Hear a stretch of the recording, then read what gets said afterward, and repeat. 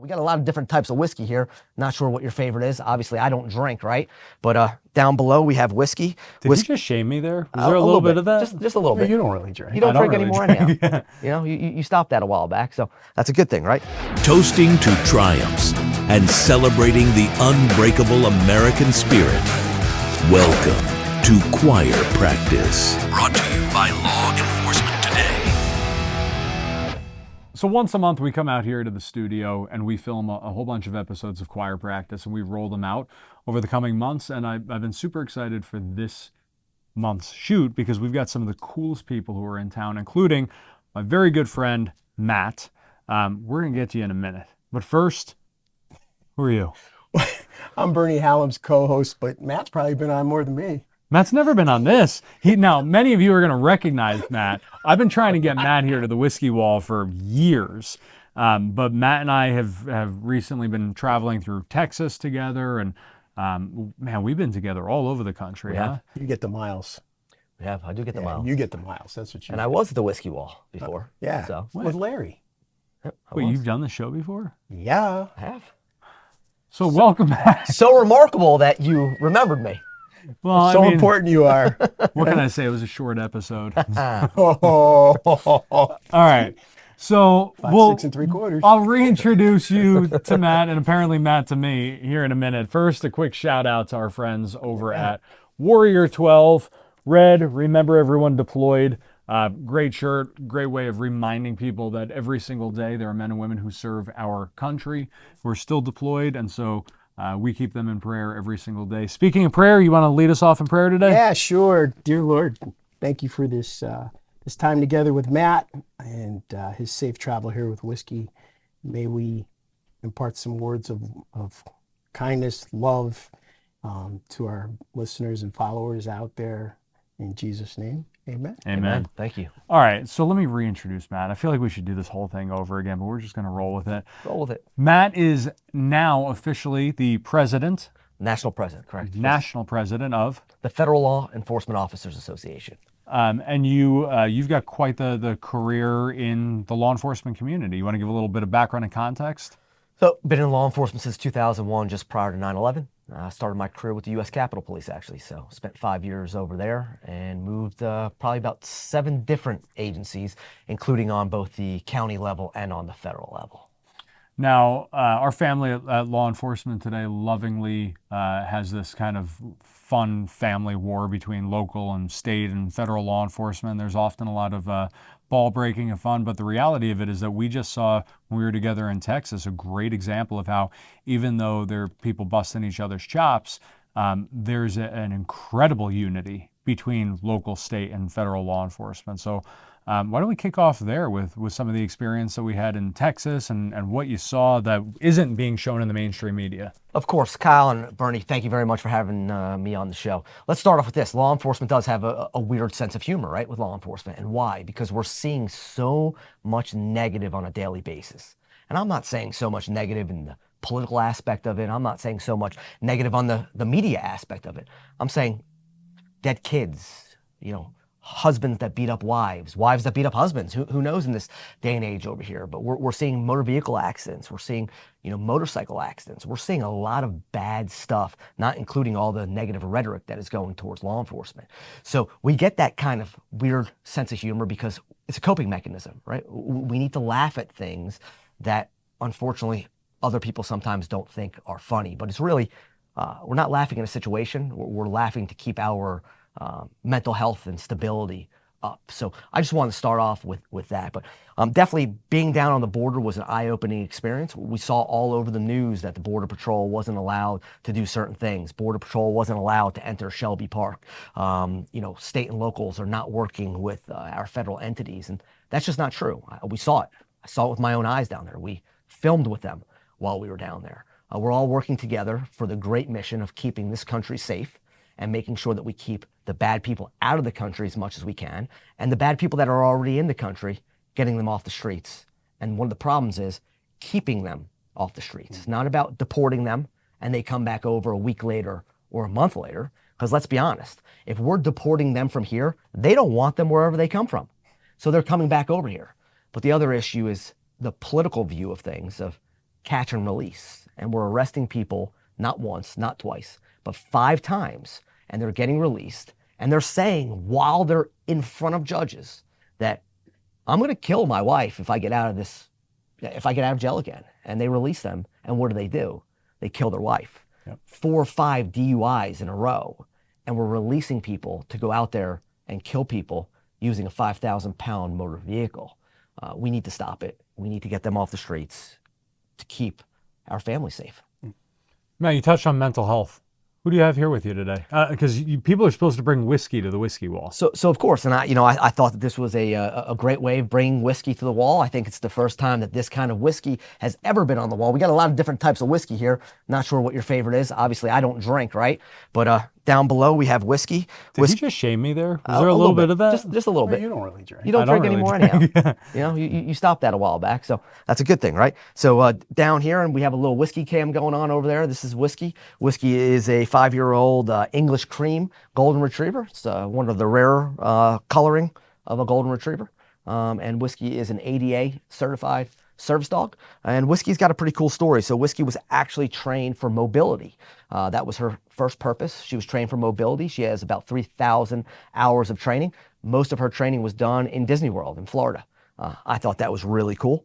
Talk about crowds, talk about loud noises. She's been around it all.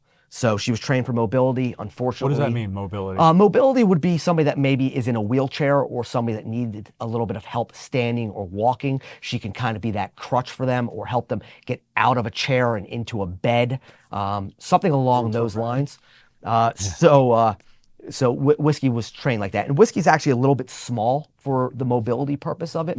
Unfortunately, the war veteran who was supposed to get gifted Whiskey went on bed rest, and Whiskey had to come back to the organization. She got repurposed. So she got repurposed for what the ADA would certify as a psychiatric dog, which is just a PTSD, post-traumatic stress disorder dog, or a critical incident response dog. Man, this might be the sweetest dog I've ever met in my life. And to have watched her, I mean, you brought her out to the National Day Prayer that we were part of, and just watch her go work the room. Like, she works a room better than you, man. And the difference is that after people engage with her, they leave feeling better. They do. I say that Whiskey loves to leave a little piece of herself on everybody, and that's her hair. And until she gets a little piece of her fur on everybody, she's not done working that room. But it's hard. So as a handler with this dog, she is assigned to me, right? So she's my service dog. But she's supposed to pick up on people that are in need. So when she's walking around that room, especially at day of prayer, or when we're at another critical incident, she's going around that room and she's seeing people, whether it be a funeral, whether it be a shooting case. She's picking up on those pheromones and those senses that people are having that are in a negative light, and she's trying to make them happy. And I'll tell you a quick story. So I was out at a conference in Atlanta. This was a Reverend Markel Hutchins conference. And Whiskey was right by my side, and Whiskey walked away, and she walked right over to 3 people that were sitting down on, I still remember, on a little bench in the middle of the hotel. And she just sat there, and she kind of nudged up against them. They started petting her, and I said, just out of curiosity, I said, what are you guys talking about? And they said, we're talking about an officer-involved shooting the 3 of us were involved in. And it's just, she picked up on it, and out of 50 people in that room, she walked right towards them and wanted to give some interaction. Amazing. That's awesome, man. What does FLEOA do? Let's dive into the organization a little bit, because it is one of my 2 favorite associations in the country. FLEOA and my boys over at the Texas Municipal Police Association, who we spent a lot of time with together. We did. In Texas. We did. Of course. So FLEOA is the largest nonprofit, nonpartisan professional organization representing over 32,000 men and women in federal law enforcement. 65 different agencies we represent. People say 65 different agencies. There's that many agencies in federal law enforcement, and there's a lot. The main focus that we're doing is going to be protection against anything like an internal affairs case. If somebody's involved in a shooting, we're giving that legal support towards them. That is the number one bread and butter of FLEOA. On top of that, we're doing every kind of legislative voice that you can possibly have up on Capitol Hill with our senators, with our congressmen, both on the state level and on the federal level. So we're getting legislation passed across the board. We got a couple pieces of legislation in right now for pay cap issues, for health and mental wellness issues that we're feeling all across law enforcement. It doesn't matter if you're state and local or if you're on the federal side.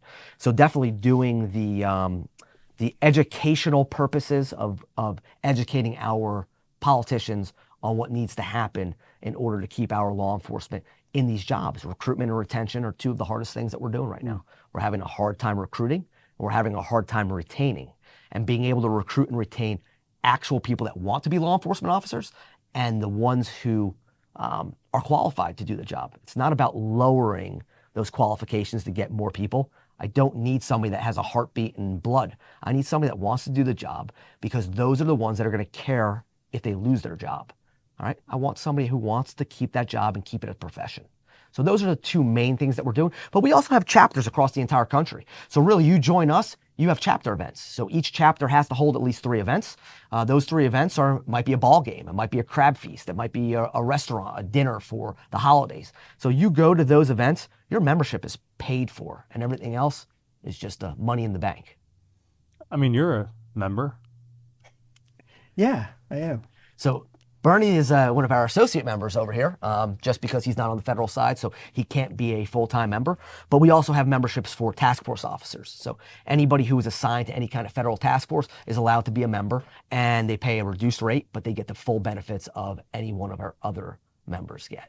So let's talk a little bit about the human interest side. So you touched on the business side of things, if you will, but man, like we went down to an event together, a fundraiser. Remember that one in Florida during COVID? Yeah. And you had the wrong day.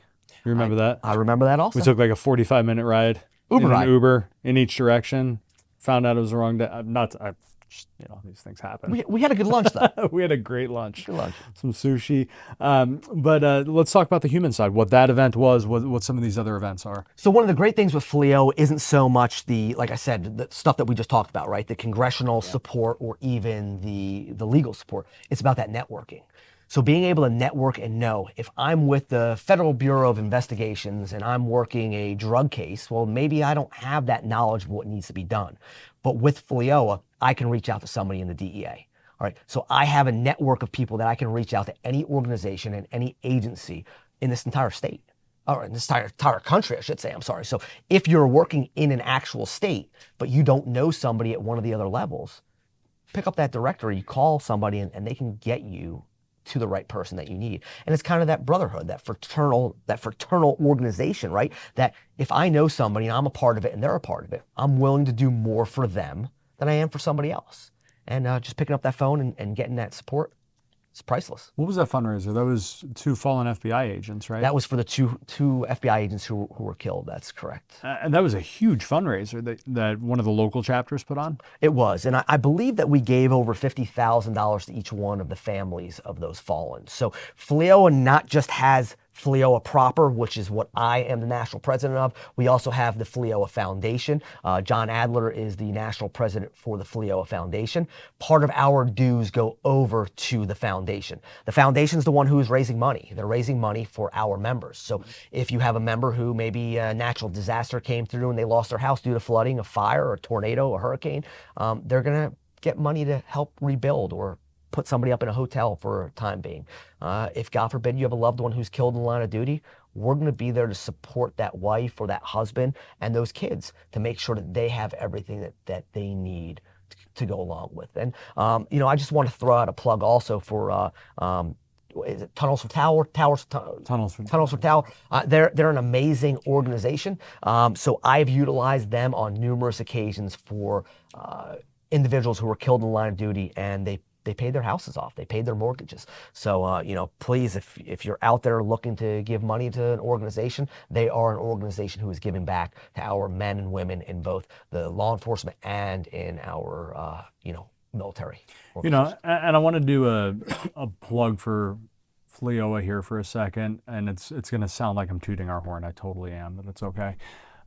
We've probably become the single greatest lead generator for new members for FLEO in the last month, because so many federal agents have been reaching out to law enforcement today saying, we need help. We are whistleblowers, or we want to be whistleblowers, or we have information, we need someone to talk to, but I'm worried about my job. And my first question every single time, you're a member of FLEOA, right? No, I'm not. Yeah, go be a member of FLEOA and then come talk to us. The cost for anyone who's in federal law enforcement to be a member, and the trade-off, the benefits and the protections for their career and for their family, it's a no-brainer. So I guess I have to ask, why would anyone not be a member of, and whether it's on the federal law enforcement side or an organization like TMPA, I can't imagine having these opportunities in front of you as a cop or in federal law enforcement and not taking advantage of them. I agree with you 100%. And some of that is marketing, right? Some of that is getting out to our academies to let people know what we do. And that's a big problem with a lot of organizations, is actually getting out there. What we need is our members to be talking to other people that are not members, saying, hey, you need to join. We're talking about $176 a year. That's it? $176 a year. Jeez. That's for a full-fledged member. Associate members are cheaper. Task force officers are cheaper. Retired members are cheaper, but $176. And I'll tell you a quick story. So we had a little glitch with our system. We had a member call up and say, hey, I need legal services, right? Well, our attorneys looked them up in the system, and they showed that they were inactive. They weren't a member. So this non-member, who turned out later to actually be a member, went out and got their own attorney. Well, we were able to figure out that they were a member, and we paid back every last cent of their legal fees. Their legal fees for a minor infraction was $5,780 or somewhere right around there. You're talking about $5,700 for legal fees. When you're talking about attorneys that are making $200, $300, $400, $500 an hour, that's a lot of money. We paid that money back. That is a lifetime of membership. He or she will never, ever pay that much money for as many years as you can think of. So one case can pay a lifetime of membership dues. So I tell everybody that they need to, you need to join. And you talked about what happened with the Secret Service. You talk about what happened with the attempted assassination of President Trump. 20 Secret Service agents called within an hour after that, and 5 of them were members of FLEOA. And that's a problem, and it's disheartening to me. And as the national president, it hurts me every time I get a phone call saying, I need help, and they're not a member. But there's nothing that we can do. We need them to be members in order for us to be able to serve them. How can people learn more? Shameless plug. No, definitely. So FLEO.org. That's the biggest way. Get on the computer, FLEOA.org. That's our website over there. Or reach out to a federal agent that you know, federal officer that you know. Reach out and talk about what FLEOA does, and get in touch. We hold recruiting events around the area, and look forward to seeing everybody. And I want to throw a couple of other plugs out there from you. One is you are on the board for a certain organization that was represented here today. No, definitely. So law enforcement today, I mean, I appreciate everything. Oh, not that one. What are we talking about? National Law Enforcement Officer. Oh, I'm sorry. National Law. I mean, he is on our board of advisors as well, but I'm sorry. National Law you're a busy guy. National Law Enforcement Memorial Fund is an amazing organization. They're giving back so much to these families that lost the loved ones.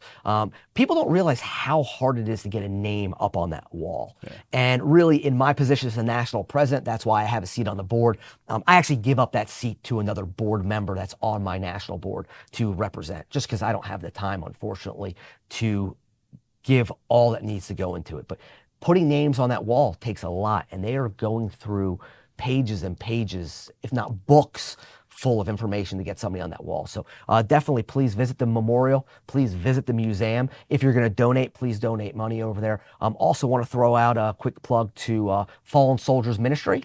Fallen Soldiers Ministry is the one who donated whiskey to me. They are a great organization, great religious-based organization. So please Google Fallen Soldiers Ministry, and you can see all the great biblical counseling that they are doing as well. Like you said, Kyle, she is the sweetest dog in the world. She was trained extremely well. So well, she won't even get up on a chair or up on a couch. But hey, we tried. So please check them out as well. You know, I kind of bust him about forgetting which organizations he's part of, but that's because you are involved in so many. And I had no choice but to become friends with this guy, because I kept running into him at so many events. He just wouldn't leave me alone. I mean, we were at the Concerns of Police Survivors National Conference, I think, was the first time we met. And then we've been at a ton of the same speaking engagements together, galas, and and all sorts of events and fundraisers. And every single time I get to a different event for a different nonprofit in the law enforcement space, there's this dude representing once again, and he is an active part of every single one of these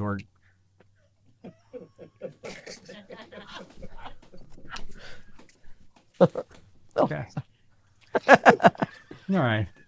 Well, on that note, Matt. Cal, I appreciate it though. No, you're 100% right.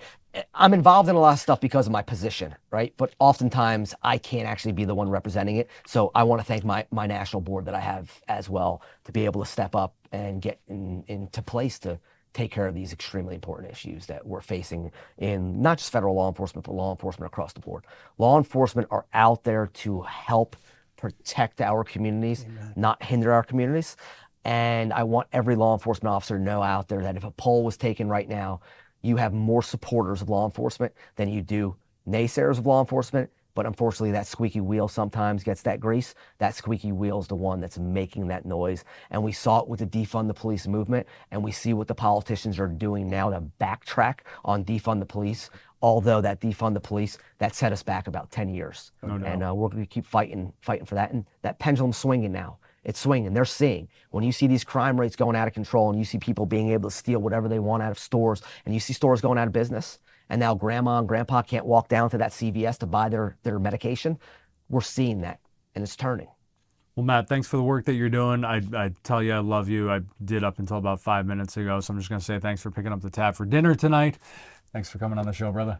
I love you. Love you too. Guys, thank you all for watching. Thanks for hitting that share button. God bless you all. God bless America. See you later. Thank you for joining us at Choir Practice. For more, please visit lawenforcementtoday.com.